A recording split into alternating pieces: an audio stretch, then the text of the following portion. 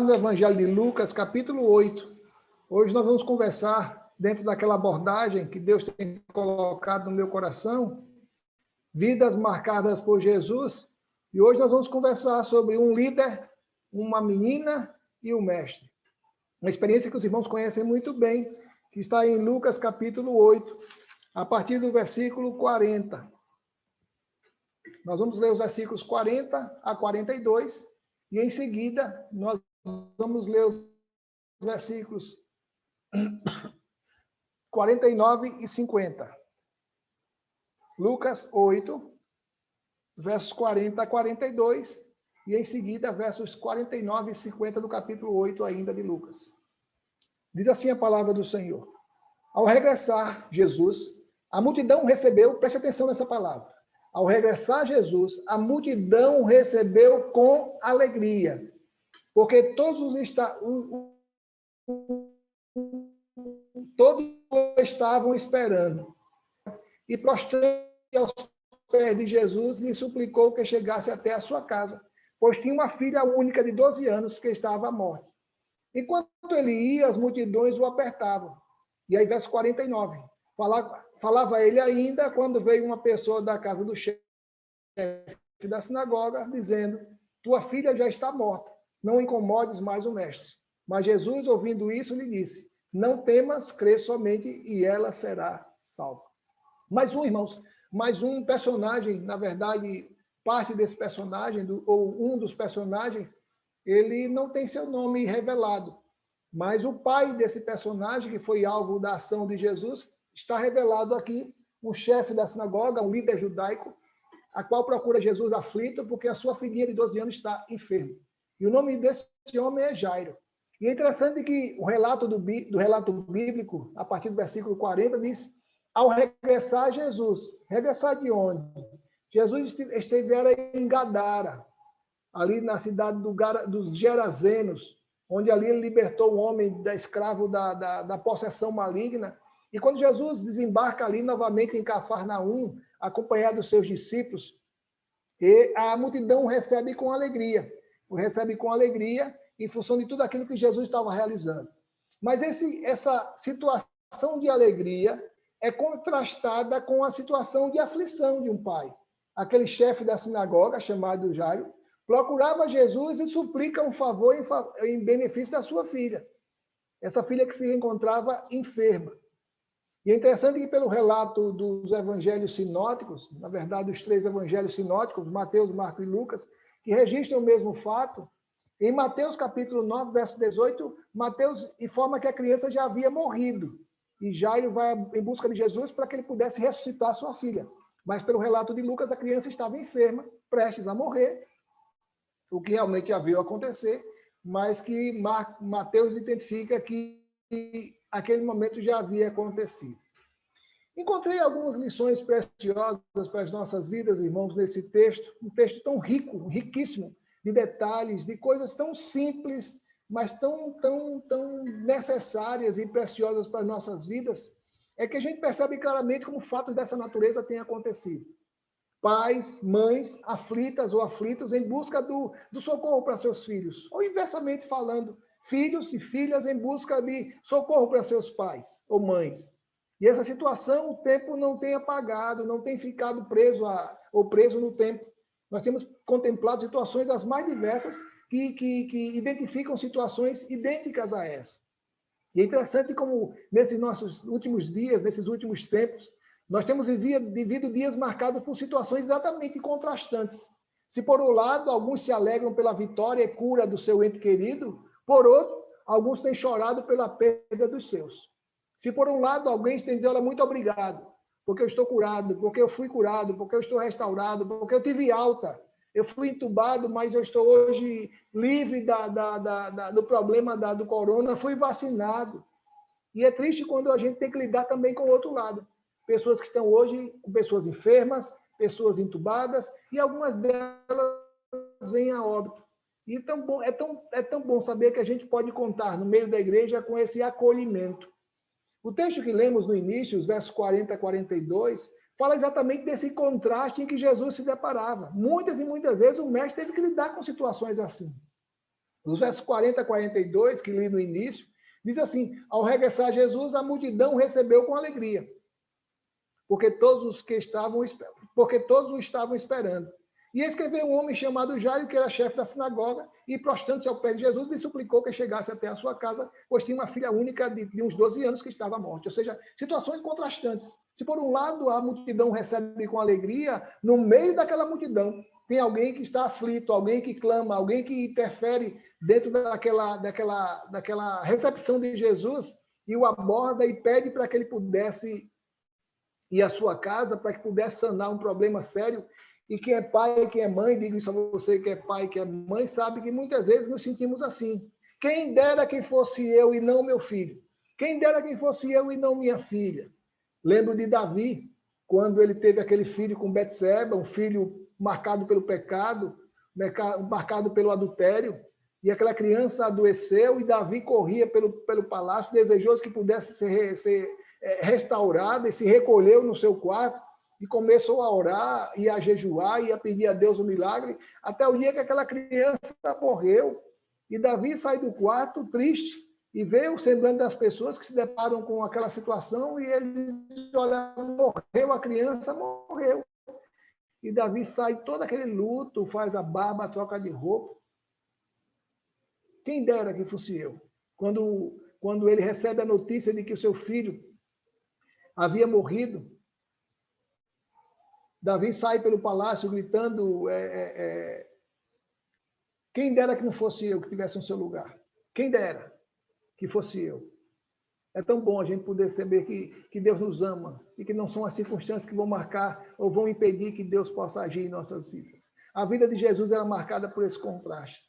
E nesses versos, alguns se alegram por poder presenciar os milagres, mas muitos estavam sofrendo a dor da perda, da enfermidade.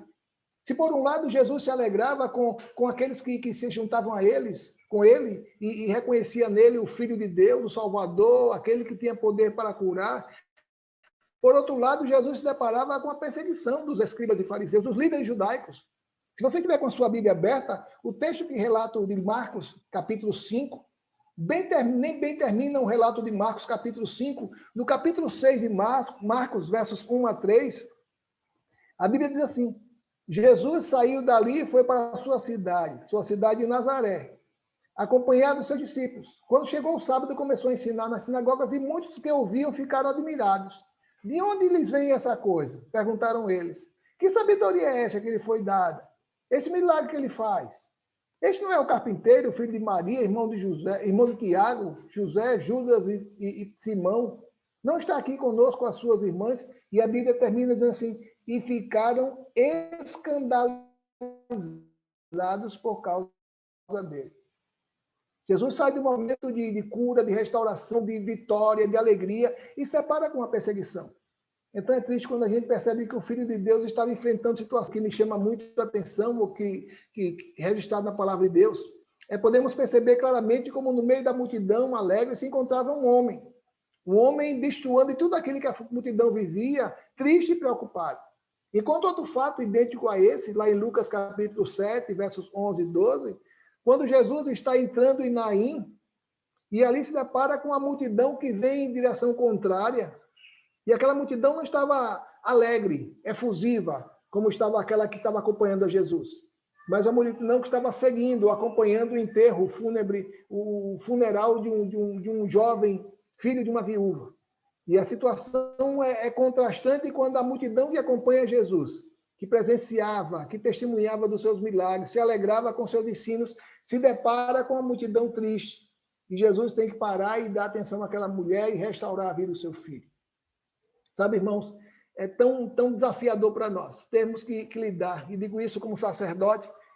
Nesses últimos dias aqui em Maceió, nós temos estado nos cemitérios aqui da nossa capital pelo menos 2 vezes por semana, tendo que realizar cerimônias fúnebres para com famílias que estão hoje sofrendo a dor do luto, da perda. Muitas pessoas precisam de uma palavra de ânimo, de encorajamento, e o Senhor tem nos dado esse fortalecimento. E sei que tudo isso é fruto da oração do povo de Deus, que tem orado por nós. Mas não tem sido fácil. Não tem sido fácil ter que lidar com situações tão contrastantes. com vitória de algum. Olha, tive alta, estou em casa, vou continuar o tratamento em casa. Olha, eu quero pedir oração pela família de fulano, porque alguém da sua família veio a óbito, ou alguém conhecido nosso veio a óbito. Jairo estava ali no meio da multidão, uma multidão alegre, efusiva, pelos milagres que havia testemunhado de Jesus. Mas ele estava ali com seu coração marcado pela angústia, pela inquietação da sua filhinha, estava à beira da morte. Mas é interessante que a gente percebe pelo relato bíblico que a tristeza e a esperança de Jairo estavam longe de acabar, ou de chegar. A sua agonia, a sua inquietação não estavam perto, não estavam próximas de acabar. Apesar do compromisso de Jesus de ir à sua casa, ele ainda teria que lidar ou enfrentar outras adversidades. Se você estiver com a Bíblia aberta, no capítulo 8 de Lucas, verso 42, a Bíblia diz assim: enquanto ele ia, as multidões o apertavam. Jesus ia à casa de Jairo, e a multidão o apertava e o pressionava. É interessante que nesse fato, nesse momento, essa divisão de situações se dá de maneira bem objetiva. Jesus atendeu o pedido de Jairo e já se dirigia à sua casa. E, naquele momento, Jesus é interrompido por aquela mulher com hemorragia. Em algumas ocasiões, antes de Deus responder às nossas orações, as coisas podem piorar, a ponto de nos desesperarmos. Quando Jairo chega à presença de Jesus, e Jesus diz: olha, eu vou contigo, eu vou à sua casa. E já começa a se deslocar com Jairo indo à sua casa, atendendo a necessidade da sua filha. A Jesus tem que parar para dar atenção àquela mulher com hemorragia e se demora em atendê-la, em orientá-la, em identificá-la, porque Jesus, naquele momento, Jesus pegou: quem me tocou? Porque de mim saiu o poder. E aquele momento marcado pela expectativa, pela angústia de ter que esperar, Jairo é tomado por uma notícia triste. Não incomodes mais o mestre. A sua filhinha morreu. E eu fico imaginando, irmãos, quantos pensamentos vieram ao coração de Jairo. Se Jesus não tivesse parado para atender essa mulher, provavelmente ele já teria me atendido e a minha filha já estaria curada. Provavelmente, se Jesus não tivesse parado para dar atenção a essa mulher, com certeza ele já estaria na minha casa e a minha filha estaria curada. Quanta coisa passou pelo coração de Jairo naquele momento da notícia que ele chegou: não incomodes mais o mestre. A sua filha morreu. Se existia esperança de cura, a sua esperança foi por água abaixo. E é impressionante quando na caminhada do povo de Israel, eles tiveram que lidar com situações assim, ou com uma situação específica assim, quando o Senhor prometeu a Moisés que, através dele, haveria de libertar o povo. E Moisés se apresenta diante de Faraó, dizendo: olha, o Senhor está me dizendo que você deve deixar meu povo partir. Êxodo capítulo 5. E Faraó começa a confrontar ou afrontar Moisés, perguntando: quem é esse Deus? Não conheço. Quem é o Senhor? Quem é esse Deus para que eu possa vir a obedecer? Deixar esse povo sair. E aquilo que parecia ser algo fácil, simples, passa a ser algo mais complicado, mais penoso. Porque ao invés de Faraó libertar o povo, a Bíblia diz que o Faraó colocou esse trabalho mais pesado sobre o povo. Faraó disse: olha, esse povo está ocioso, esse povo está dando ouvido a Moisés, esse povo não tem o que fazer, então vocês agora, ao invés de vocês darem a palha para eles fazerem os tijolos, eles vão buscar as palhas e vocês vão sobrecarregá-los para que eles não parem o trabalho. Ou seja, aquilo que parecia ser algo fácil, algo com que eu contava, muitas vezes as situações vêm a se complicar, mas não podemos deixar de crer, de entender e de confiar que nada vai fugir do controle do nosso Deus. É tão bom saber que nada vai fugir do controle do nosso Deus. Sabe, irmãos, eu comecei a imaginar, coisa de pastor, se Jairo tivesse duvidado e desistido de esperar. Olha, Jesus, já que você vai dar atenção a essa mulher, então fica aí com ela, não preciso mais não. Tá bom, muito obrigado, desculpe se eu lhe incomodei. Ele teria perdido a bênção, irmãos, a bênção da cura da sua filhinha. Quantas vezes nós queremos desistir, porque as coisas não acontecem do meu jeito. Você tem orado pelo seu filho, pela sua filha? Você tem orado pelo seu casamento? Até onde você está disposta a esperar? Estou dizendo para você esperar a todo custo, não. Não estou dizendo isso. Mas esperar pela ação do Senhor. para que realmente as coisas venham a ser revertidas pela ação do nosso Deus. Não desista, não desista. Continue orando, intercedendo, agora fazendo a sua parte.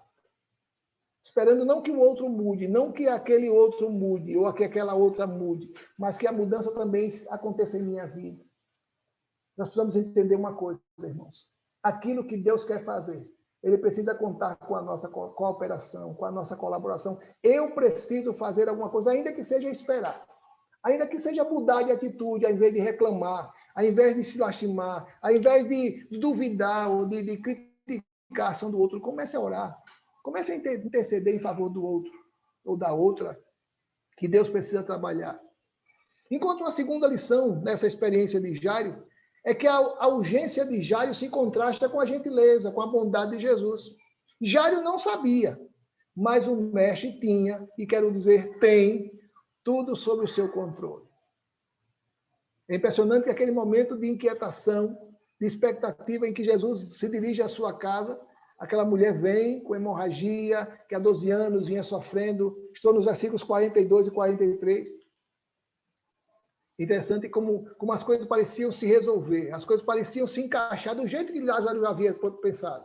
Olha, eu vou fazer assim, vai acontecer assado. E muitas vezes a gente começa a mentalizar que as coisas vão acontecer do jeito que eu pensei.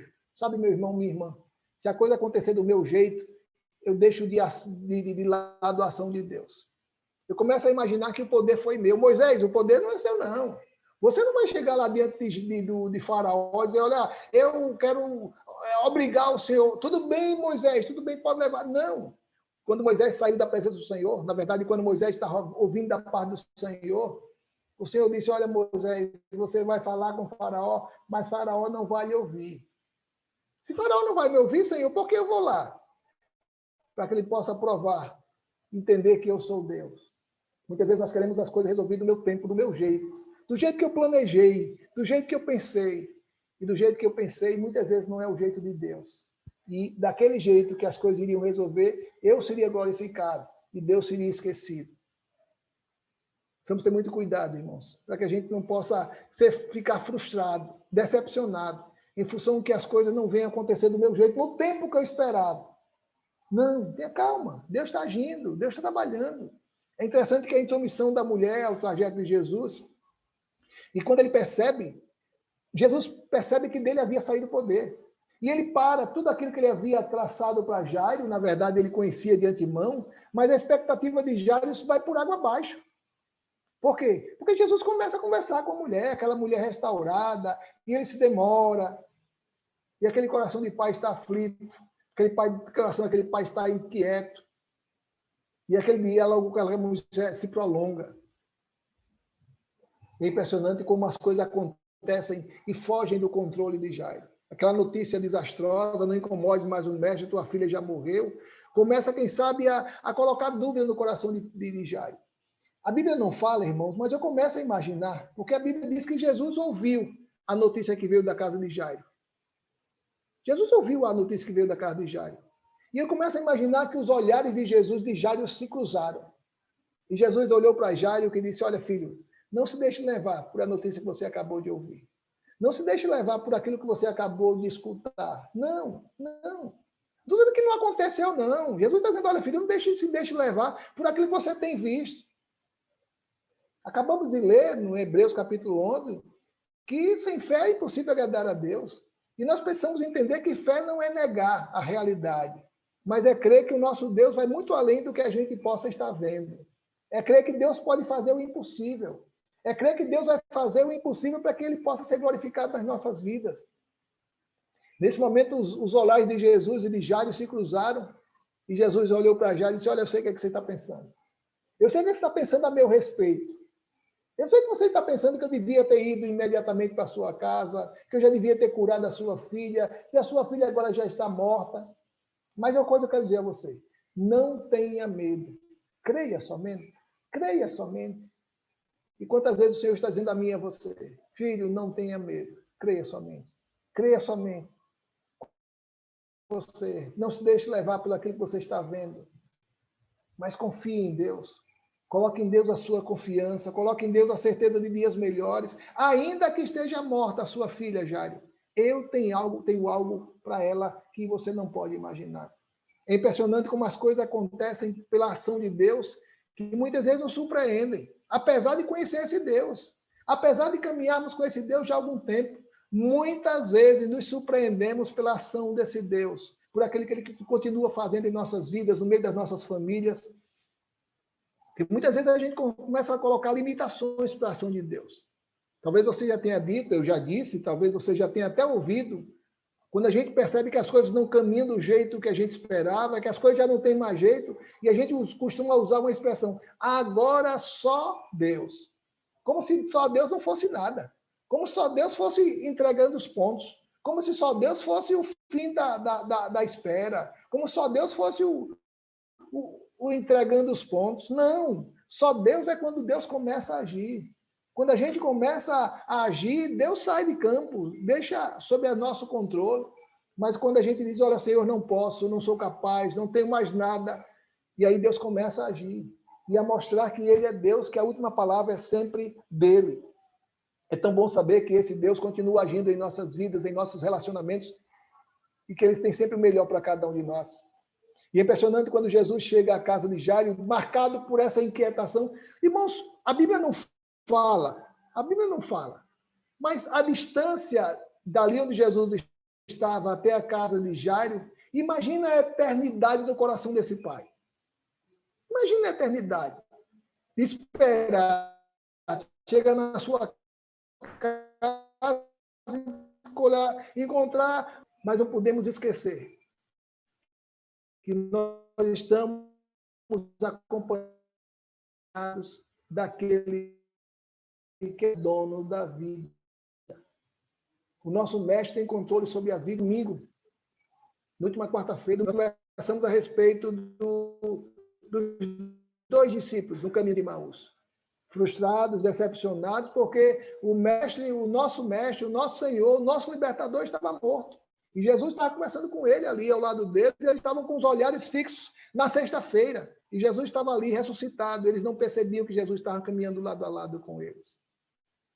Mas enquanto uma terceira e última lição, os nossos olhos não veem aquilo que Deus vê. Vou refazer a minha afirmação. Aquilo que Deus vê nem sempre é perceptível aos nossos olhos.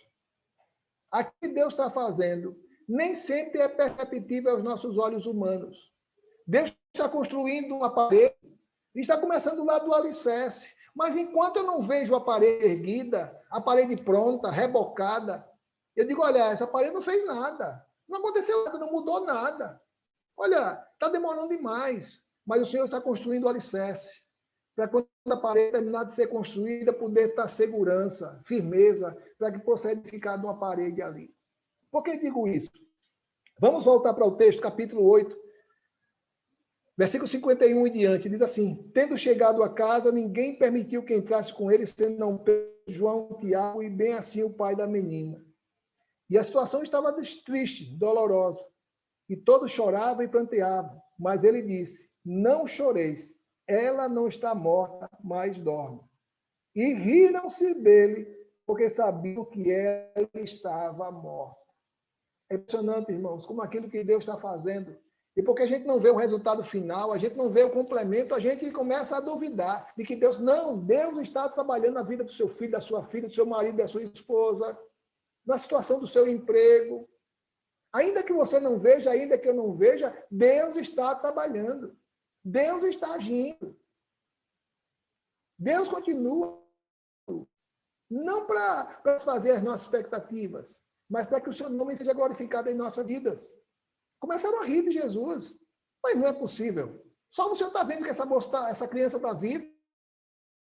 Morreu. Está vivo. E realmente nós entendemos que a criança estava morta. Mas aquilo não era o olhar do mestre. O mestre não via a criança morta, mas via uma oportunidade de testemunhar do seu poder.